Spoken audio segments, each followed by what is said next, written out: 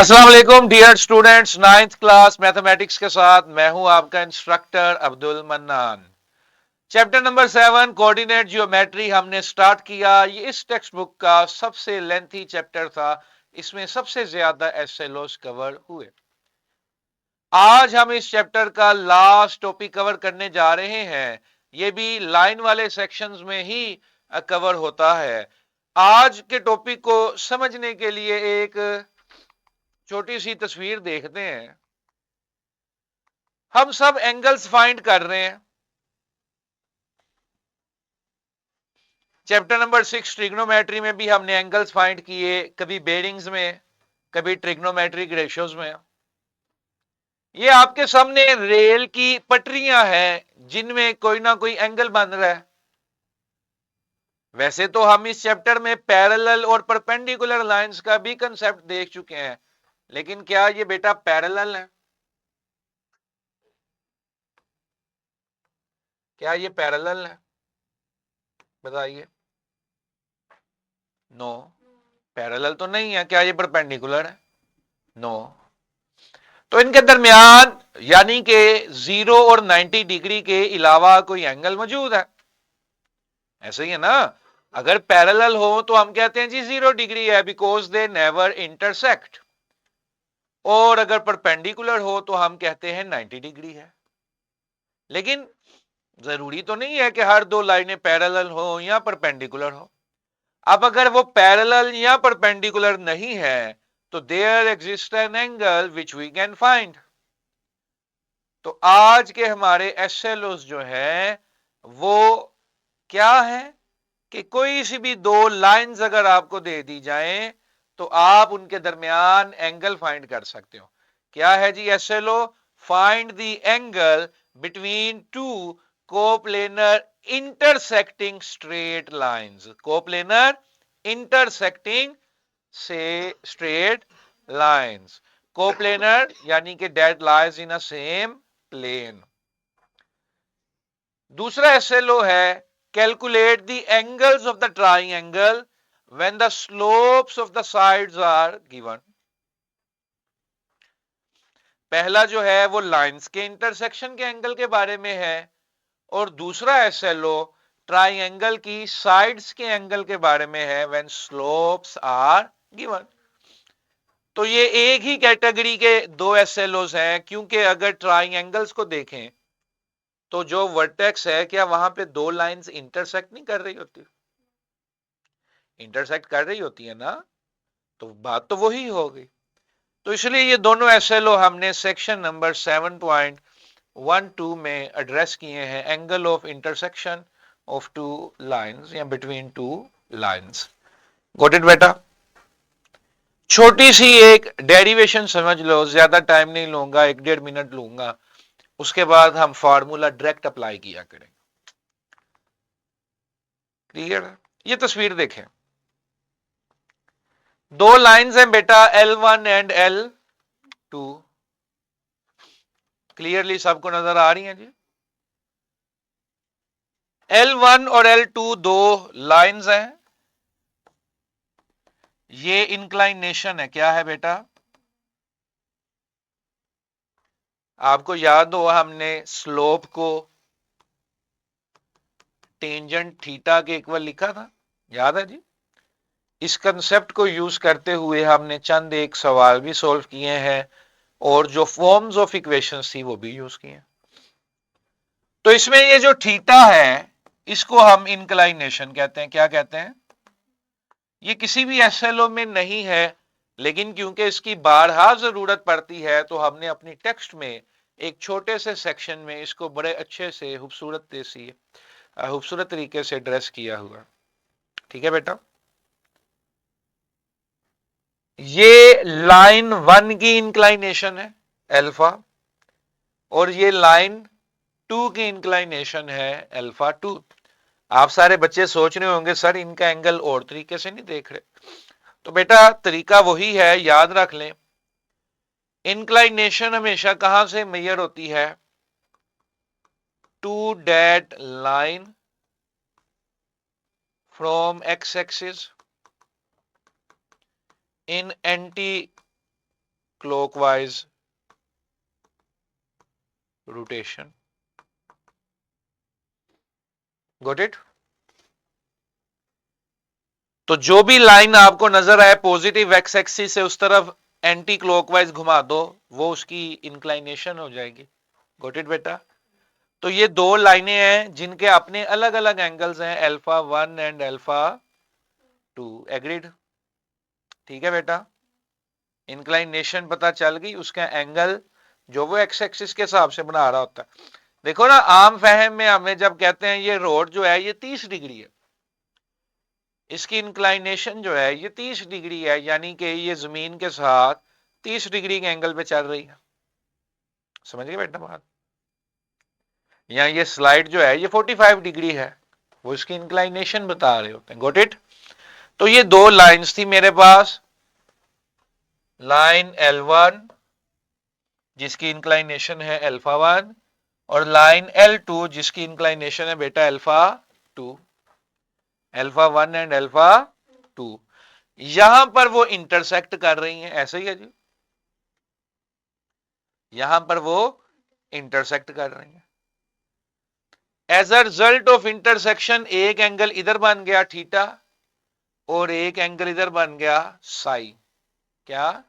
साई। ये भी Greek letter है बेटा, साई एंगल के लिए ही यूज होता है मूवमेंट। Got it? दो एंगल्स कैसे बने? क्योंकि दो लाइनें है ना, अगर मैं L1 से L2 की तरफ जाता हूं तो एंगल क्या बन रहा है? थीटा। और अगर L2 से, ये L2 है, ये L2 है, L2 से L1 की तरफ जाऊं तो एंगल क्या बन रहा है? साई। साई किधर से है बेटा? L2 से अगर आप जाते हो L1 की तरफ। और थीटा कब है अगर आप L1 से जाते हो? सिंपल, दो लाइनें थी, उनकी इंक्लाइनेशन थी एक्स एक्सिस के साथ, दोनों एक पॉइंट पे इंटरसेक्ट की, दोनों में एक एंगल थीटा बन गया, एक एंगल साई बन गया। दो एंगल्स मैंने क्यों लिए? एक जब मैं L1 से L2 की तरफ जा रहा हूं, और जब मैं L2 से L1 की तरफ जा रहा हूं, ये L2 है ना, यहां से L1 की तरफ। Got it? ठीक है? तो जब आप एंगल निकालोगे तो आप बताओगे भी कि मैं कहां से कहां जा रहा। Got it? ठीक है? अब ये जो पहली स्लाइड थी ये थ्योरी की ही है, जो मैंने आपको एक्सप्लेन किया वो सारा इसमें लिखा हुआ है, ताकि जब आप स्लाइड्स में जाएं तो आपको वो आइडिया हो। गॉट इट बेटा? अब मैं डेरिवेशन करने लगा हूं छोटी सी। ठीक है? एक लाइन L1 जिसकी इंक्लाइनेशन क्या है बेटा? अल्फा 1। ये मैंने एक रेफरेंस लाइन ड्रा कर दी, पॉइंट ऑफ इंटरसेक्शन पर एक रेफरेंस लाइन ड्रा कर दी। ये एंगल भी क्या हो जाएगा? अल्फा 1। देखो ना, एक लाइन है, इसका एंगल ऐसे मेजर करूं, ऐसे मेजर करूं, ये दोनों एंगल क्या आएंगे? सेम आएंगे। इसलिए अगर ये नीचे वाला एंगल अल्फा है तो ये एंगल भी अल्फा 1 है। Alpha 1, alpha 1। गॉट इट बेटा? ठीक है? ओके। अब दोनों के दरमियान का एंगल क्या है? थीटा 1। L1 से L2 की तरफ angle in between. Got it? ठीक है? अब इस फॉर्मूले पे आए, alpha 1 plus theta is equal to alpha 2। Alpha 1 plus theta is equal to alpha 2। Got it? ये दोनों एंगल्स जब ऐड होते हैं तो वो इस लाइन के हिसाब से नीचे वाला एंगल बन जाता है। ये लाइन थी ना जिसके नीचे अल्फा 2 बन रहा है, और ऊपर मैंने दो एंगल बना दिए, एक इधर से थीटा बना दिया, एक इधर से अल्फा 1 बना दिया। सॉरी, ये देखो, ये जितना ये हिस्सा है बेटा, क्या इतना ही हिस्सा ये नहीं है? क्योंकि एक ही लाइन है, वही एंगल ऊपर ट्रेस हो रहा है, तो इसलिए alpha 2 is equal to theta plus alpha 1। ठीक है? पता चल गया ये अल्फा 1 कैसे आया? एक ही लाइन के दो एंगल, वही ऊपर ले लो वही नीचे ले लो। इसी तरह ये अल्फा 2 पे खड़े होके देखो, और इस लाइन को बेस लाइन मान लो, रेफरेंस मान लो, तो ये देखो α1 और थीटा इज इक्वल टू α2। मैंने थीटा फाइंड करना था, α2 उधर जाकर क्या हो गया, माइनस हो गया, थीटा आ गया। स्लोप किसके इक्वल होती है, टेंजेंट के। तो मैंने दोनों तरफ क्या ले लिया बेटा, टेंजेंट ले लिया। ये फॉर्मूला हमने फर्स्ट ईयर में सीखना है, इसको एज अ नोट हम याद रख लो कि जब भी दो एंगल्स माइनस हो रहे हो और आप उनका टेंजेंट लें, जब भी दो एंगल्स माइनस हो रहे हो और आप उनका टेंजेंट लें, तो ये फार्मूला एक्सपैंड हो जाता। ये याद करना जरूरी नहीं है, बस इसको देख लो। ठीक है बेटा, ठीक है। अब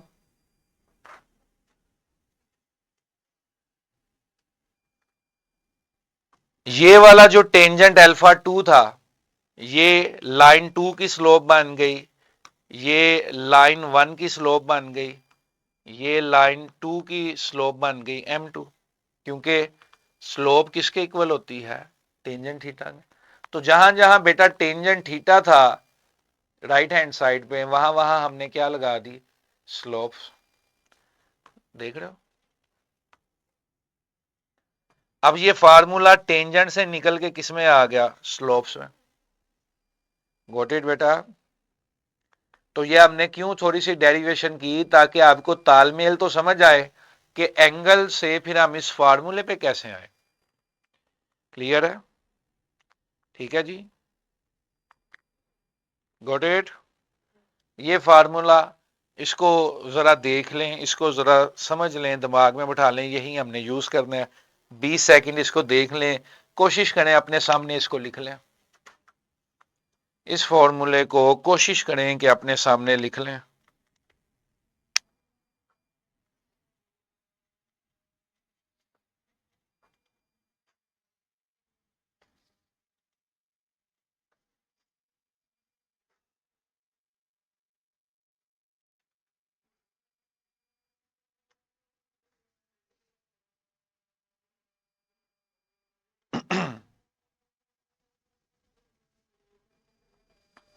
ठीक है बेटा, ये फार्मूला क्या करेगा, ये आपसे स्लोप्स लेगा, लाइंस की स्लोप लेगा, और आपको क्या प्रोड्यूस कर देगा, angle between those line.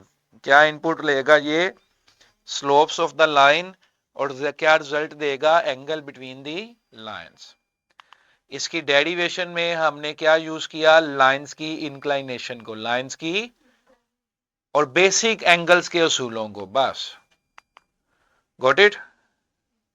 m2 minus m1 over 1 plus m1 m2। इधर देखो बेटा, आपके लेवल पे हमने इसमें एक कंडीशन ये लगा देनी है कि it is always absolute value. क्या लेनी है बेटा, यानी कि जब आप ये अंदर वाली चीज को सोल्व करते हो और अगर सारी सोल्व करके किसी के साथ नेगेटिव आ जाता है, फुल पूरे को सोल्व किया और नेगेटिव आ गया, तो उस नेगेटिव को हम इग्नोर कर देंगे, उसकी एब्सोल्यूट वैल्यू ले लेंगे, पॉजिटिव वैल्यू लेंगे। ठीक है जी, गॉट इट बेटा, क्लियर है। अब क्योंकि स्लोप है बेटा, और स्लोप जो है वो हम लाइंस से भी निकाल सकते हैं, ऐसे ही है। अब तो हमने कितनी दफा प्रैक्टिस कर लिया, मैं यहां से स्लोप नहीं निकाल सकता। इसकी स्लोप पता है क्या निकलेगी, जब y is equal to m x or m x plus c करूंगा, तो -a2 आवर b2। इसकी स्लोप क्या निकलेगी, -a1 आवर b1। तो इसी फार्मूले में अगर मैं स्लोप्स की जगह ये वाली कीमतें रख दूं, तो ये फार्मूला स्ट्रेट हो जाता। अब ये फार्मूला आपसे क्या लेता है, ये फार्मूला लेता है कोफिशिएंट्स ऑफ द इक्वेशंस,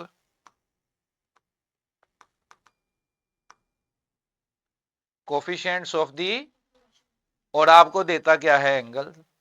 पिछला फॉर्मूला क्या लेता था, स्लोप्स लेता था, और क्या देता था, एंगल। और ये फार्मूला बेटा क्या करता है, कोफिशिएंट्स ले रहा है ना, a1 जो कि x के साथ लगा है, b1 जो कि y के साथ लगा है, a2 जो x के साथ, एक्स वाई के कोफिशिएंट्स आपसे लेगा और क्या प्रोड्यूस करेगा, एंगल्स, एंगल ना। Got it. अब सीधा सीधा क्वेश्चंस पे आ जाओ, क्वेश्चंस आसान है। Find the angle measured from L1 to the line L2, angle measured from the line L1 to the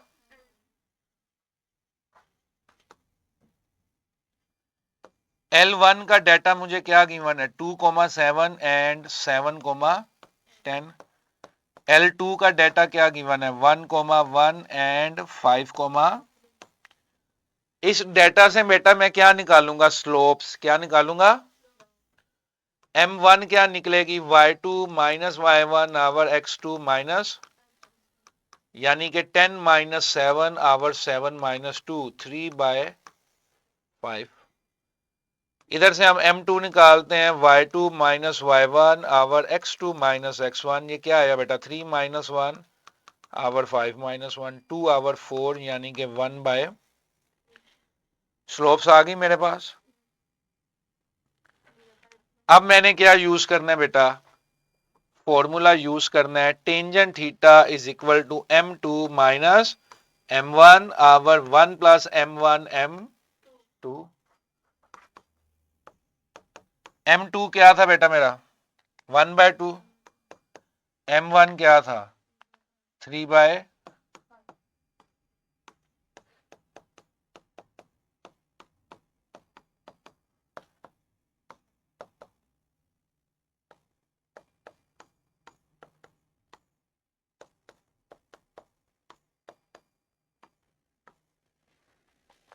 got it.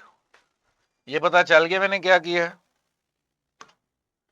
ये ऊपर वालों का एलसीएम लिया तो ये चीज आ गई, नीचे वालों का लिया तो ये चीज आ गई। टेंजेंट थीटा ऊपर आ गया जी 1/10, नीचे आ गया 13/10, 10 से 10 कैंसल, 10 से 10 कैंसल, ये क्या आ गया बेटा, tangent theta is equal to 1/, अब अगर इधर कभी माइनस आ भी जाएगा तो हमने लिखना हमेशा क्या है बेटा, पॉजिटिव। अगर माइनस आ भी जाएगा तो उसको क्या कर देना है, इग्नोर कर देना है, एब्सोल्यूट वैल्यू हमने लेनी है, यानी कि माइनस के बगैर।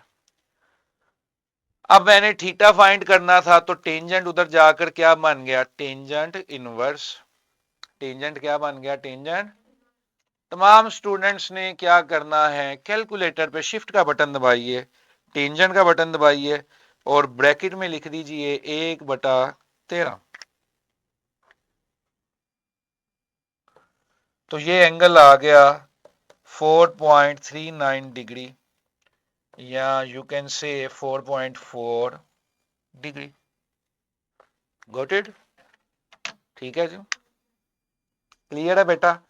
तो स्लोप्स लगानी है, सीधा सीधा जवाब आ जाना है, और तो इसमें कोई भी काम नहीं है, हमने सिर्फ फॉर्मूला याद रखना है। स्लोप्स निकालनी पड़ सकती है, स्लोप निकालनी तो हमें आती है, ये तो हमें पॉइंट्स गिवन थे तो हमने पॉइंट से स्लोप निकाल ली, अगर पॉइंट्स ना गिवन होते तो स्लोप हम इक्वेशन से निकाल लेते, y is equal to mx plus c करके। गोट इट बेटा, ठीक है, आगे चलें जी। Determine the angles of the triangle whose sides have the following slopes। ये क्या है बेटा, एक ट्राइंगल की तीनों साइड्स की स्लोप्स मेंशन है, एक ट्राइंगल की तीनों साइड्स की स्लोप्स मेरे पास मेंशन है।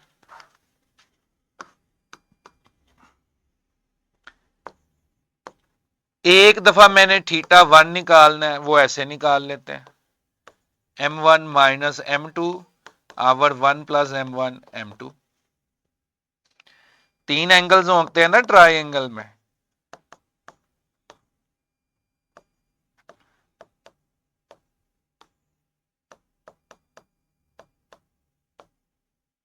Got it. और एक एंगल और रह गया हमारे पास, वो हमने निकाल लेना है, टेंजेंट इनवर्स। 1 और 2 यूज होगी, 2 और 3 यूज होगी, क्या रहेगी 1 और 3। कोई मुश्किल है, करें सोल्व इसको जल्दी से। शाबाश, तमाम बच्चे इसको सोल्व करें।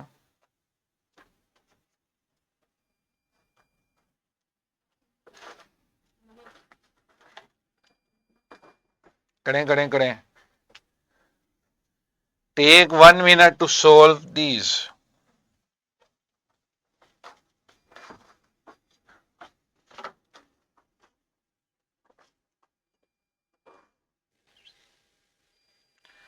चलें जी, अब आपने स्लोप्स आपके पास गिवन है, फार्मूलाज मैंने आपको बना दिए, जस्ट फार्मूलाज में वैल्यूज लगाएं, कैलकुलेटर यूज करें, कैलकुलेशन मैनुअल कर लें, टेंजेंट इनवर्स जो है वो कैलकुलेटर पे ले लें और आंसर फाइंड कर लें। ये कैलकुलेशन से कभी भी आपको घबराना नहीं चाहिए कि इस बटे में से इस बटे को माइनस कैसे करना है, ये कोई काम नहीं है एक 9वीं जमात के बच्चे के लिए। ठीक है जी, लास्ट क्वेश्चन देखिए। Find the interior angles of the triangle whose vertices are A, B and C. ये भी ट्राइंगल से ही रिलेटेड क्वेश्चन है, लेकिन अब क्या है बेटा, स्लोप तो नहीं गिवन, ना लाइन गिवन है ना स्लोप गिवन है, तो आपने खुद स्लोप फाइंड कर लेनी है। एक स्लोप बेटा M1 होगी जिसमें हम क्या यूज करेंगे, A और P। एक स्लोप होगी हमारे पास B और C, और एक स्लोप होगी हमारे पास A और C। Just calculate the slopes, use the formula, you will get the answer. Clear है? क्या हमें स्लोप कैलकुलेट करनी नहीं आती? आती है, सोच लें एक दफा सारे। आती है, स्लोप कैलकुलेट करनी आती है? आती है, आओ करो कैलकुलेट। आ जाओ, रिकॉर्डिंग नहीं हो रही, आ जाओ, स्क्रीन है।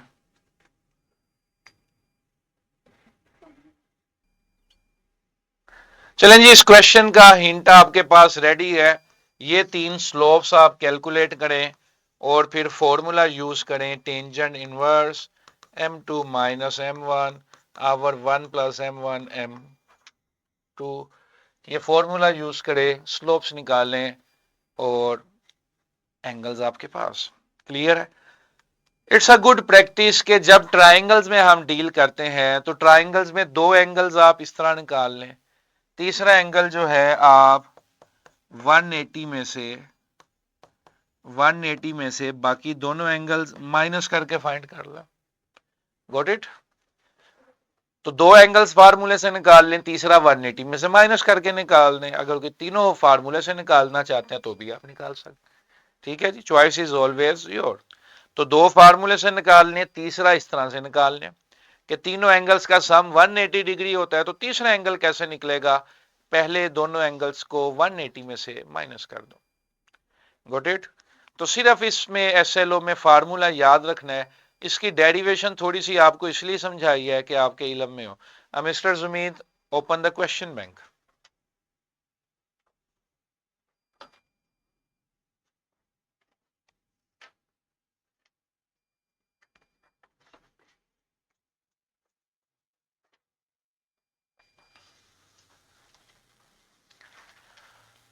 अब ये जो फार्मूला आपको स्क्रीनों पे नजर आ रहा है बेटा, अगर हमारे पास सीधी सीधी लाइन आ जाती है, अब ये देखो ये क्या है, लाइंस हैं, ना पॉइंट्स हैं ना स्लोप है। तो लाइंस को डील करने का एक तरीका तो ये है कि मैं क्या फाइंड कर लूं, slopes y is equal to m x plus c में कन्वर्ट करके क्या फाइंड कर लूं, स्लोप। और दूसरा तरीका क्या है कि मैं ये वाला फॉर्मूला यूज कर लूं। इन इक्वेशंस में जो फर्स्ट इक्वेशन के साथ होंगे वो A1, camera please, A1 B1 C1, C की जरूरत ही नहीं है अलबत्ता, A2 B2 C2, ये फार्मूला लगाएं, आंसर आपके पास। Got it?